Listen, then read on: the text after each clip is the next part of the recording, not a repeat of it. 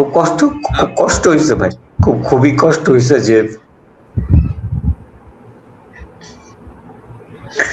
সন্ধ্যেবেলা আমার মা বলছে যে টিভি ফ্রিজ বিক্রি করে দাও আমার বাবাকে, ওকে বাঁচাও, যেভাবে হোক ওকে বাঁচাও। আসসালামু আলাইকুম দর্শক। আজকে আমার সঙ্গে যিনি আছেন সুষমা সুমন, একাধারে সাহিত্যিক, নাট্যকার, পরিচালক, মিডিয়া অঙ্গনে তার দীর্ঘদিনের কাজের অভিজ্ঞতা। খুব দাপটের সঙ্গে একসময় কাজ করেছেন। এখনকার সময়টা একটু ভিন্ন। পরিবারের বিভিন্ন আহ, চাপ এবং দুঃসময় তাকে মিডিয়ায় ব্যস্ততা কেড়ে নিয়েছে। পরিবারকে অনেক সময় দিচ্ছেন। আজকে মিডিয়ার ব্যস্ততা তার কেড়ে নেওয়ার পেছনে বা তার যে আজকের এই দুঃসময় চলার কারণ বা দুঃসময় হওয়ার কারণ বা তার এই সময়টা কিভাবে কাটছে, এই বিষয়টা নিয়ে আজকে একটু সুষমা সুমনের সঙ্গে আলাপ করতে চাই। সেই সঙ্গে তার কিছু কাজের কথাও হয়তো আসবে মাঝে মধ্যে। মূল ফোকাসটা আজকে থাকবে সুষমা সুমন কেন আজ অ্যাকশন শব্দটা বলতে পারছে না। শুনলে কেমন আছে? এই তো ভাই, আল্লাহ বাঁচিয়ে রেখেছে। খুব দুঃসময়ের মধ্যে দিয়ে যাচ্ছি, খুবই দুঃসময়ের মধ্যে দিয়ে যাচ্ছি। আহ গত বছরও আমি প্রায় 12টা নাটক বানিয়েছি। তার মধ্যে চারটা নাটক, যেটা হয় আর কি মিডিয়াতে, যেটা হয় যে অনেক সময় নাটক বানিয়ে প্রডিউসাররা ফেলে রাখে, মানে এ থেকে নেয় না, এডিটিং প্যানেল থেকে নেয় না। বাট 8টা নাটক আমার 8টা নাটক রিলিজ হয়েছে। লাইট অ্যান্ড শ্যাডোর জন্য কাজ করেছি আমি। লাইট অ্যান্ড শ্যাডোতে একটা নাটক আছে এখনো পর্যন্ত, ওটা এখনো রিলিজ হয়নি, ওটা হয়তো বা রিলিজ হবে। তো যাই হোক, আমি বিগত জুলাই মাসে যেটা হয় যে আমার ছোট ভাই,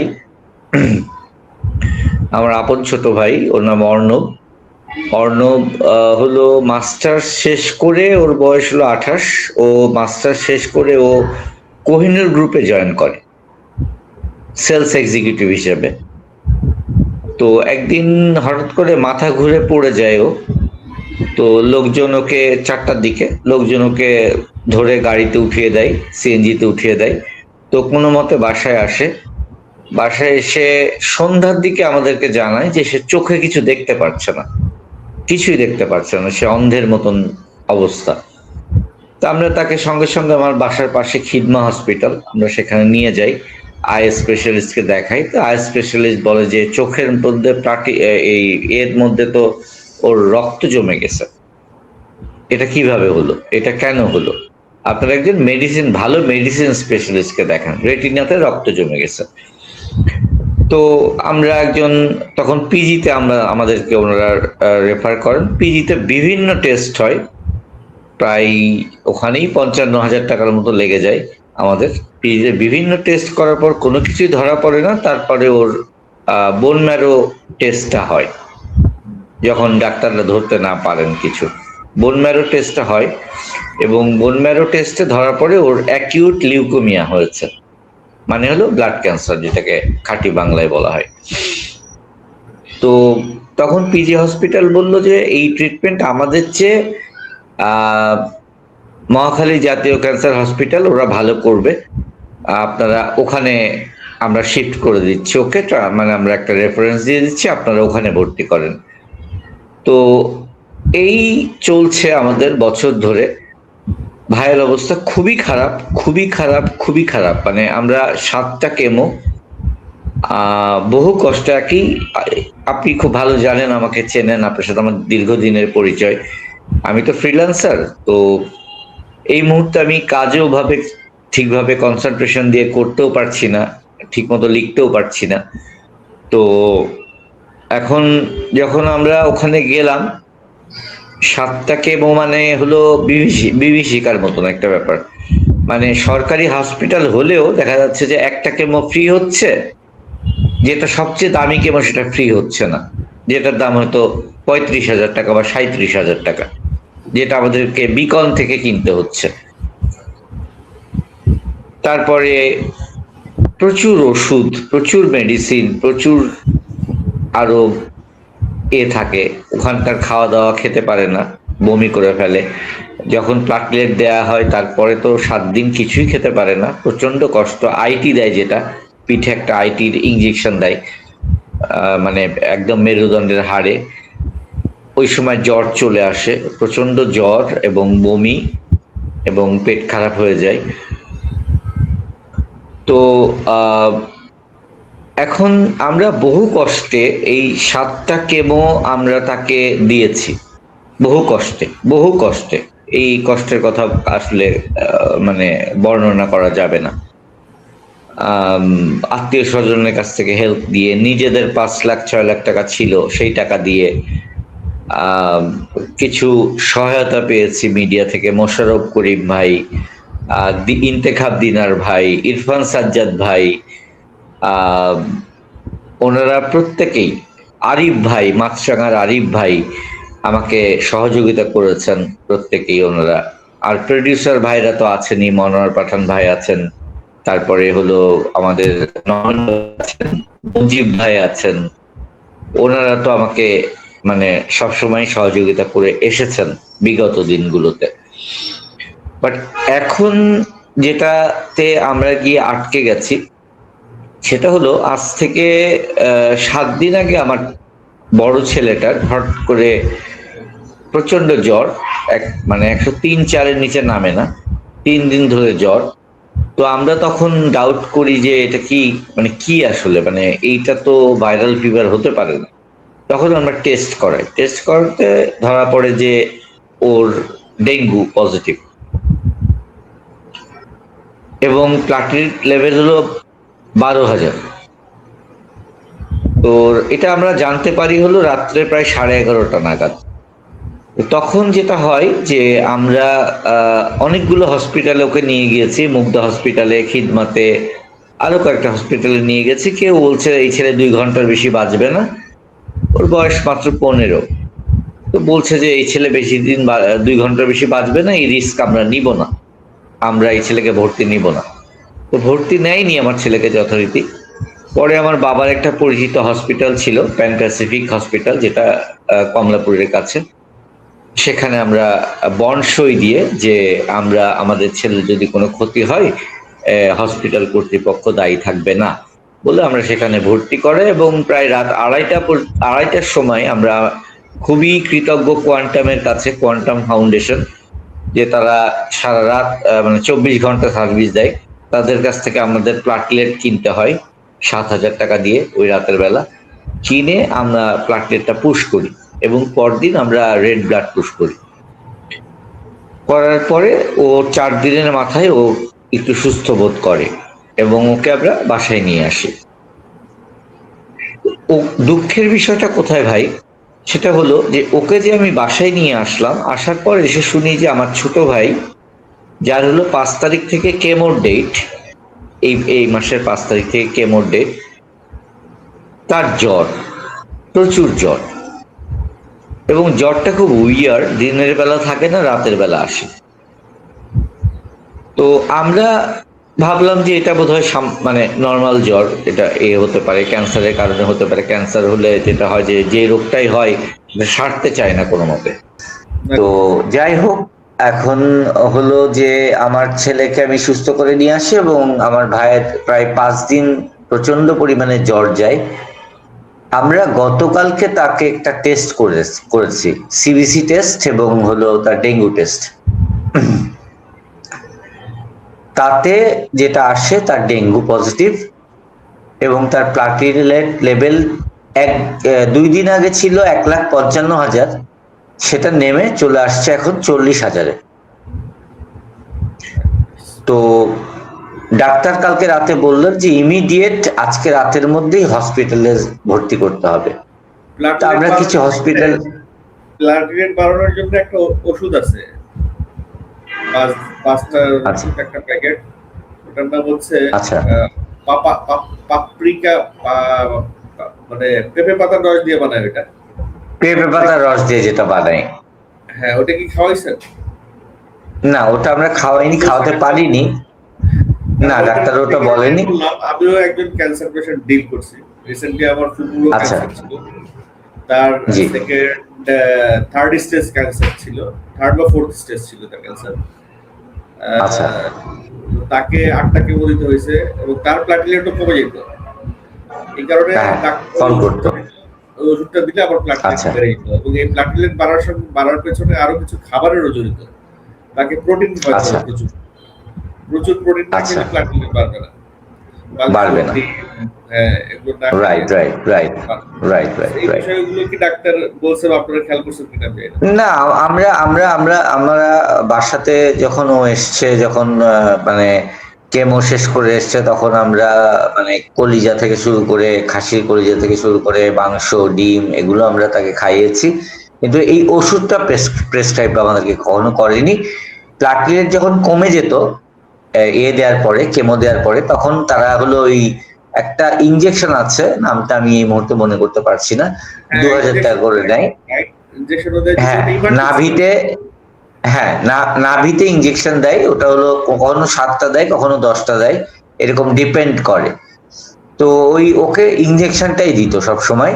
আর যদি প্লাটিলেটের প্রয়োজন হতো খুব বেশি ইমার্জেন্সি, তাহলে আমাদের হলো কোয়ান্টাম থেকে প্লাটিলেট নিয়ে যেতে হতো। হ্যাঁ, ব্লাড থেকে যেটা প্লাটিলেটটা যেটা হয়, সেটা আমরা কোয়ান্টাম থেকে 7000 টাকা দিয়ে কিনে নিয়ে যেতাম। তো যাই হোক, এখন যেটা দাঁড়িয়েছে, মানে ভীষণ একটা বিপন্ন অবস্থার মধ্যে আছি। প্রথম কথা হলো, ভাইয়ের ছোট্ট একটা ফান্ড রাইজ করতে পেরেছিলাম। ইরফান ভাই, আব্দুল্লাহ রানা ভাই আমাকে দুজন কিছু সহায়তা করেছিলেন। কিন্তু আমার ছেলের অবস্থাটা এত খারাপ হয়ে গিয়েছিল, বা এখানে যে এত টাকা খরচ হয়ে যাবে এটা আমরা ভাবতে পারিনি আসলে। প্রায় 35 থেকে 40 হাজার টাকা খরচ হয়ে গেছে এই 3-4 দিনের মধ্যে। তো এখন এই টাকাটা আমাদের হাতে আর নেই। তো বাবাও বয়স হয়েছে, বাবাও সেরকম কিছু করে উঠতে পারেন না।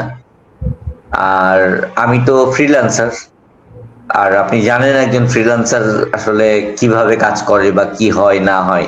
90,000 টাকায় মানুষ নাটক বানিয়ে দিতে বলে, যেটা আমি আসলে করতে চাচ্ছি না, করতে চাইও না। তো যাই হোক, সেটা মিডিয়া জগৎ, সেটা নিয়ে হয়তো পরে মানে অন্য সময় কথা হবে বা পরে কথা হবে। আমার এখন এমন অবস্থা যে আমি আমার ভাইকে যে হসপিটালে নিয়ে যাব সেই পয়সাটাও আমার কাছে নেই। তো আমি প্রচুর স্ট্যাটাস দিই সহায়তা চেয়ে, প্রচুর স্ট্যাটাস দিই। এটা নিয়েও অনেক কথা উঠেছে যে সুষময় সুমন কেন এত স্ট্যাটাস দেবে, এটা কি বোগাস কিনা, এটা দিয়ে তারা সংসার চালাচ্ছে কিনা। যেখানে আমি ক্যান্সার হসপিটালের মানে ডিটেল দিয়ে দিচ্ছি, রিপোর্টের ডিটেল দিয়ে দিচ্ছি আমার পোস্টের সাথে, সেখানেও এই ধরনের কথা উঠছে। আপনি তো প্রতিদিন পোস্ট দেন, এখন সাথে কি আপনি খরচের ডিটেলটা দিচ্ছেন? না, খরচের ডিটেল তো আসলে, খরচের ডিটেল তো ওভাবে মানে ডাক্তারের কাছ থেকে ওষুধ কিনছে, ওভাবে তো আর দেয়া, মানে তারা তো আর ডাক্তারের সাপোজ একটা একটা অ্যামাউন্ট, যেটা ধরেন আপনি ইরফান সাজ্জাদ বা যারা যারা মিডিয়ার যারা যারা কন্ট্রিবিউট করেছেন, টোটাল অ্যামাউন্টটা কিরকম এসছে বা আপনার কিরকম খরচ হচ্ছে আর আরো কত খরচ লাগতে পারে, এই ধারণাটা আসলে মানুষের থাকা উচিত। তাহলে মানুষ আসলে বুঝতে পারবে না যে আপনার এত টাকা লাগবে আর আপনি এত টাকা পাইছেন আর আপনি এত টাকা, ওরা কি ভাবছে। এটা একটা হয় মিসকনসেপশন তৈরি হয়েছে। হ্যাঁ, মিসকনসেপশন হতে পারে। হ্যাঁ, আমি আমার ফুফুকে নিয়ে যখন ডিল করছি, আমার ফুফুর পেছনে 3 লাখ টাকার মতো খরচ হয়েছে। আল্লাহর রহমতে তিনি সুস্থ হয়ে গেছেন। 8 টাকা দেওয়া হয়েছে, সরকারি হাসপাতালে চিকিৎসা হয়েছে। সরকারি হাসপাতালে অসম্ভব সহযোগিতা করছে, তারা পারতপক্ষে সবকিছুই ফ্রি দিছে। যখন তাদের ছিল না তখন শুধু কিনতে হয়েছে। আদারওয়াইজ সরকারি হাসপাতালে ওই বেডের 300 টাকা ছাড়া পার ডে ওরা তেমন কোনো খরচ রাখে নাই। ওষুধ টষুধ কিছু কিনতে হয়েছে বাইরে থেকে, ওই সেটাও 500-700 টাকার মতো। তো সব মিলিয়ে 3 লাখ টাকার মতো খরচ। সেখানে আবার সরকারি হাসপাতালে একটা হেলথ ইয়ে আছে, হেলথ সেন্টার আছে, যেখানে এই রোগের জন্য সরকার থেকে সহযোগিতা করে, তার সকল অ্যাপ্লিকেশনস ওরা জমা নেয়, ওরাই প্রসিডিউর করে, ওরাই সবকিছু করে, ওদের কাছে শুধু তথ্য দিতে হয়, ব্যাংকের তথ্য, নিজের তথ্য, এই তথ্যগুলো ওদের কাছে দিলে ওরা সবকিছু প্রসেস করে দিয়ে দেয়, ওই সেই টাকাটাও আমার আচ্ছা শুনতে পাচ্ছে। তো এখন আচ্ছা, হ্যাঁ, আপনার কাছে সমাজ কর্তার মন্ত্রণালয়। হ্যাঁ, সংস্কার মন্ত্রণালয় থেকে আপনি হয়তো সেই ব্যাপারেও অ্যাপ্রোচ করছেন। এখন টোটাল সিনারিওটা কি এখন? আপনি সেই ব্যাপারে অ্যাপ্রোচ করে কি এখন পেয়েছেন? এখান থেকে কি পেয়েছেন? এখন আরো কত লাগতে পারে? এই বিষয়টা নিয়ে যদি মানুষের এখন এখন এখন ভাই টোটাল সিনারিওটা যেটা দাঁড়িয়েছে সেটা হলো, আমার এটা লাস্ট কেমো, 8 নম্বর কেমো। ডাক্তার বলেছে যে 8 নম্বর কেমোটা দিলে এটা আমরা 0 করে দেব। এখন কেমোটা আমাদেরকে কিনতে হতে পারে মানে কিনতে হবে, ওরা ইঙ্গিত দিয়েছে ওখানে। আমরা যখন ওদেরকে সিট বুকিং এর জন্য, আমার ভাই গত পরশুদিন গিয়েছিল, তখনও আমরা জানি না যে ভাইয়ের ডেঙ্গু, ছোট ভাইয়ের ডেঙ্গু, এখন আমরা কেমো দিতে পারবো না। তো তখন যেটা হয় যে আমরা জানতে পারি যে একটা কেমো আমাদের দিতে হবে, যেটার দাম প্রায় 27 থেকে 30 হাজার টাকার মতো পড়বে। তো যেহেতু আমরা বিকন থেকে নেই, তো ওরা আমাদের কিছু কনসিডারেশন দেয় সবসময়। তো হয়তো বা 27 হাজার টাকা লাগতে পারে। আরো কিছু আনুষঙ্গিক খরচ, তো ওষুধ এগুলো আছে, খাওয়া দাওয়া আছে। আর হলো যেটা বেসিক, সেটা হলো যে এর পরপরই, এর হলো 5 থেকে 6 দিন পরই, যেটা এভার কেয়ারে গিয়ে এমআরডি করতে হয়। এমআরডিটা করতে হয়, যেটা থেকে ওরা দেখে। একটা স্পেশালাইজড হসপিটাল আছে, সেখানেও করা যায়। আবার পুরো আচ্ছা, ওরা ক্যান্সার হসপিটাল সবসময় এভার কেয়ারকেই প্রেফার করে। তো আমাদের হলো একটা, হ্যাঁ, একটা 4 জনের একটা ম্যাডাম, একটা টিম আছে আমাদের, আমার ভাইকে যারা দেখছেন, 4 জনের একটা টিম ডাক্তার। তো ওনারা সবসময় এভার কেয়ারকে প্রেফার করেন, যে না আপনারা এভার কেয়ারে করেন, এটা বেস্ট হবে রেজাল্টটা। তো আমরা ওখানে, হ্যাঁ, তো তো ওখানে আমরা করি সব সময়। ওখানে প্রায় 17 থেকে 20 হাজার টাকার মতন খরচ হয়। তারপর তারপরে যেটা হয়, আবার হলো ক্যান্সার হসপিটালে এসে বোন ম্যারো টেস্ট করতে হয়। মানে ওটার জন্য বেশি খরচ হয় না, ওটার জন্য 2000 টাকার মতন খরচ লাগে। মানে তো ওটা করতে হয়। তো জানি সুষমা ভাই যে একটা পরিবারে ক্যান্সারের পেশেন্ট থাকলে তার সর্বস্ব চলে জি যায়।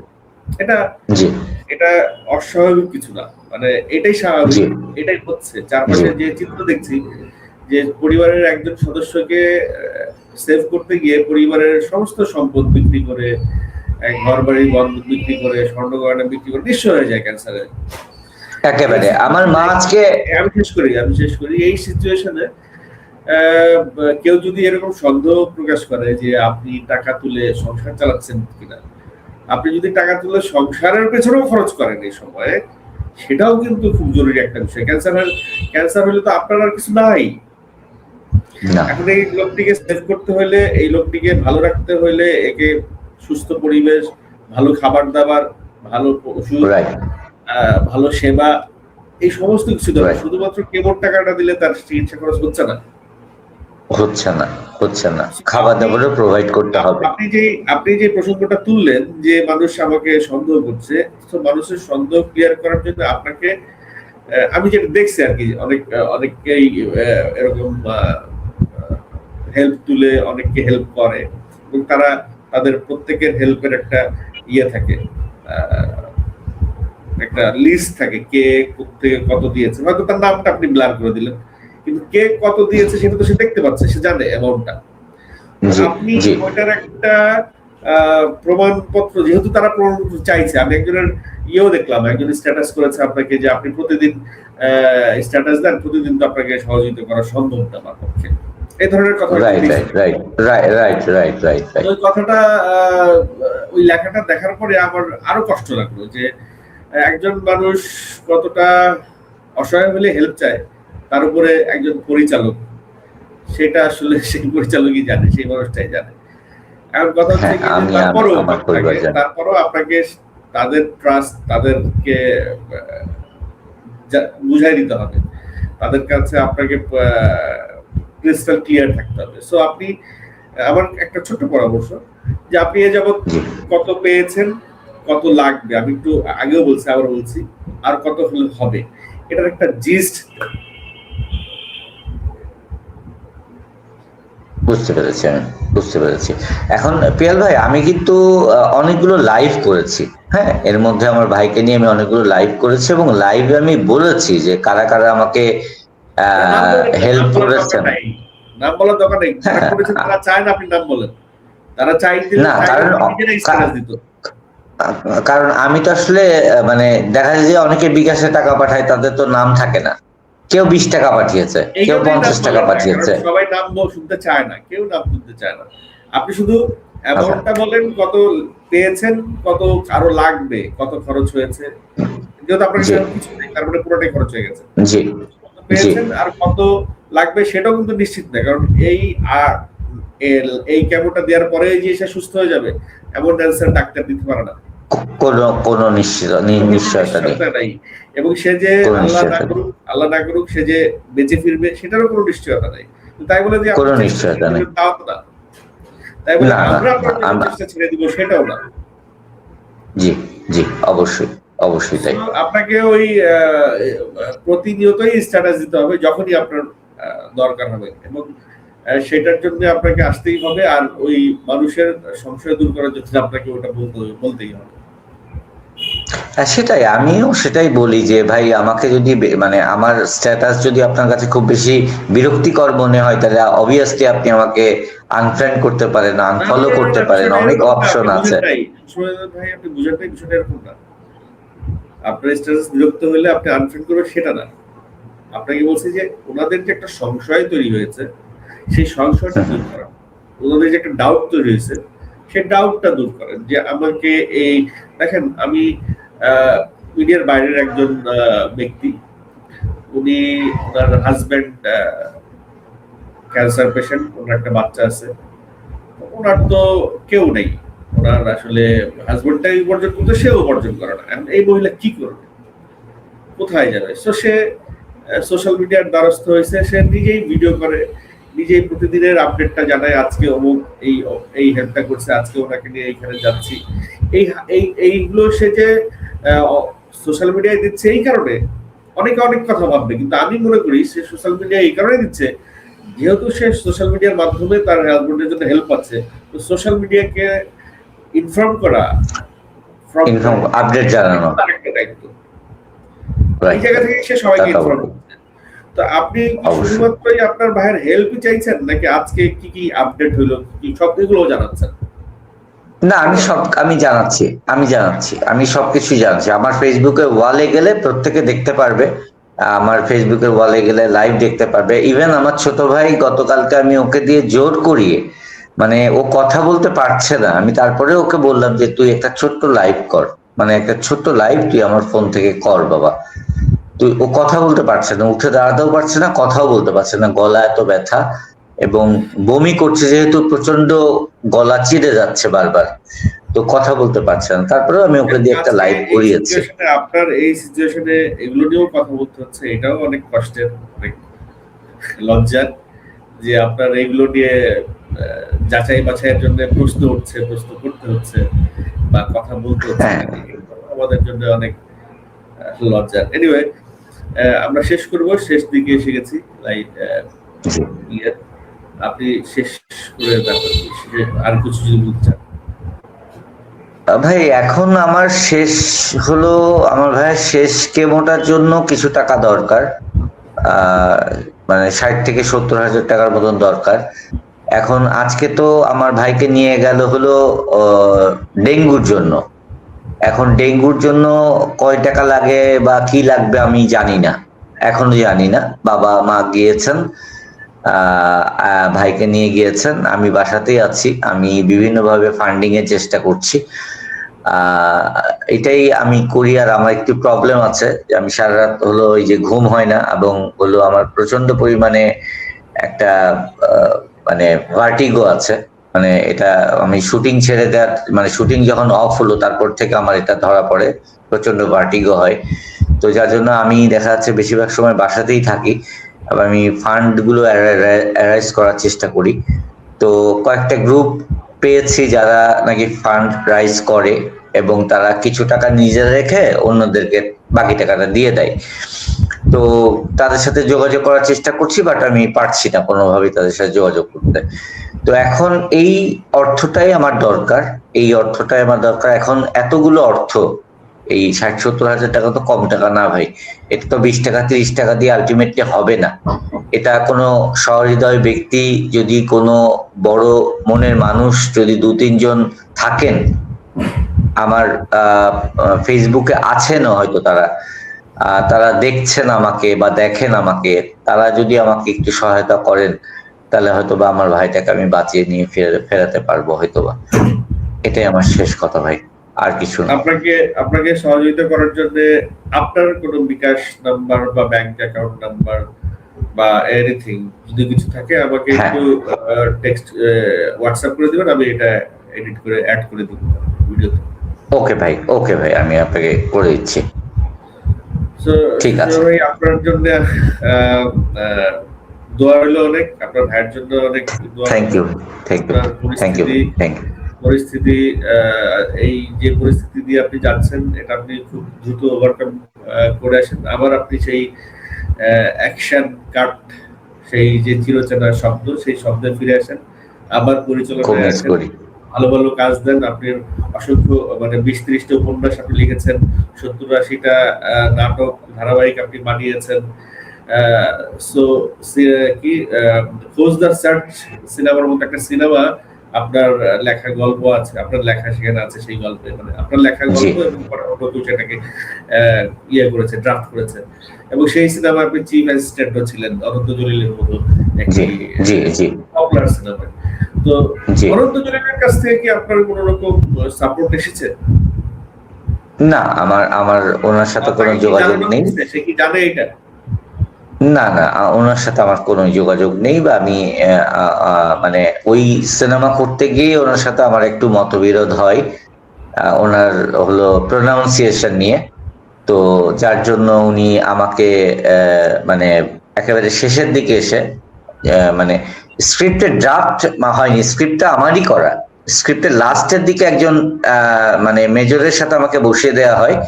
তো ওই ভদ্রলোকের সাথে আমি ওনার মানে মানে কনসালটেশন নিয়ে দেন আমি স্ক্রিপ্টটাকে সাজাই শেষের দিকে এসে, কি হবে কি হবে কি হবে কি হতে পারে। এটা তো প্রথমে ছিল টেলিফিল্ম, বেসিক্যালি একটা চ্যানেলের জন্য একটা টেলিফিল্ম বানাবে তারা, ইফতেখার চৌধুরী, এরকম একটা কথা ছিল। তো যাই হোক, তো সেটাই নেই। অনন্ত ভাইয়ের সাথে আমি আমি আমি ওদিক থেকে আমি কোনো হেল্প পাইনি, মানে কোনো শিল্পপতির কাছ থেকে আমি কোনো হেল্প পাইনি এখনো পর্যন্ত।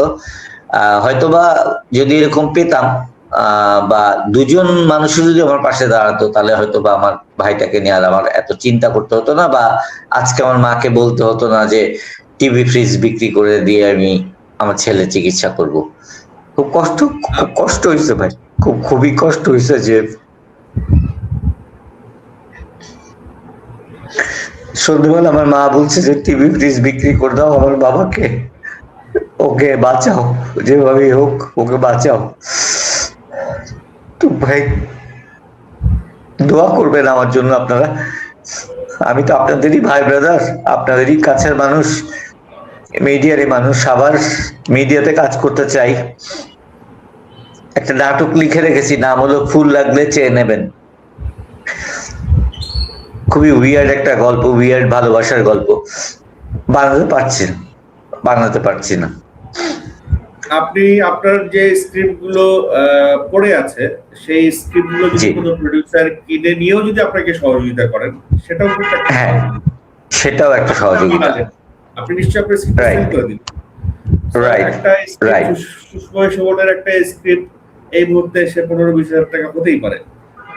জি, জি, যেখানে একটা স্ক্রিপ্টের দাম 1 লাখ টাকা এই মুহূর্তে, নাটকের একটা জি, স্ক্রিপ্ট 1 জি, লাখ টাকা বিক্রি জি, হয়। এবং জি। আপনার সমসাময়িক কেউই নেয়। এখন রাইট, সমসাময়িক রাইট, বলতে কি আপনি তার মতো জনপ্রিয়তাও না, বা আপনার ডিমান্ড ততটা তাও না। তো তারপরে রাইট, রাইট। এই জায়গা থেকে সে যদি 1 লাখ পায়, আপনারটা 15-20 হাজার টাকা সেল হইতেই পারে।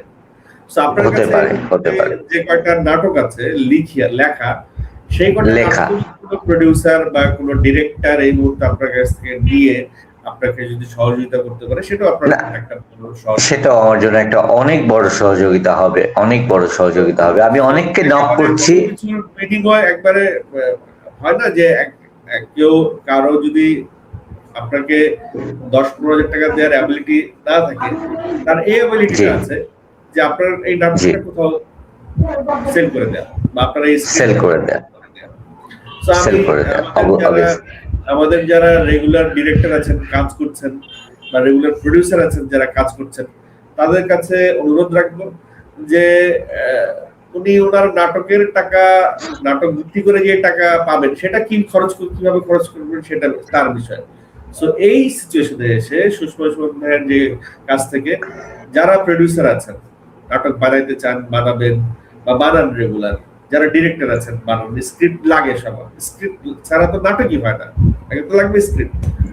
সো আপনাদের কাছে অনুরোধ হলো আপনারা সুষমা সুমন ভাইয়ের কাছ থেকে সিনাপসিসটা নেন, গল্পটা ভালো হলে তারপরে নেন, ভালো লাগলে, এমন না যে স্ক্রিপ্ট আপনার ভালো লাগে, গল্প পছন্দ হয় তারপরেও নিতে হবে। আপনাকে দেখ, তার সিনাপসিসটা আপনি দেখেন। আমাদের এক টিভি মিডিয়ার ব্যক্তিত্ব একজনের নাম বললেন, ওনাকে আমি খুব ভালোভাবে চিনি, আরিফ ভাই, খুবই মাইডিয়ার লোক।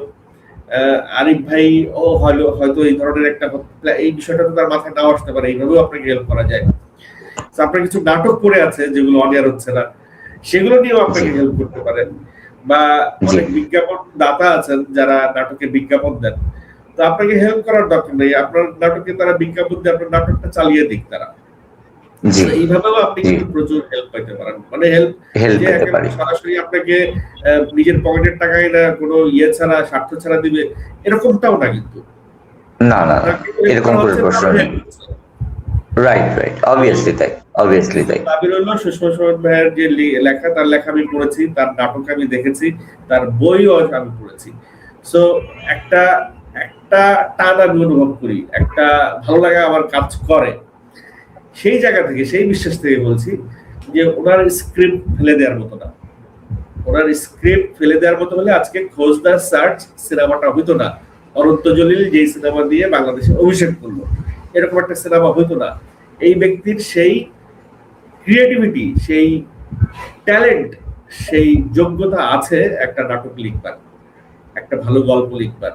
আজকে ভালো গল্পের খুব অভাব, চারদিকে যেসব নাটক হচ্ছে সেসব নাটকের গল্প খুঁজে পাওয়া যায় না।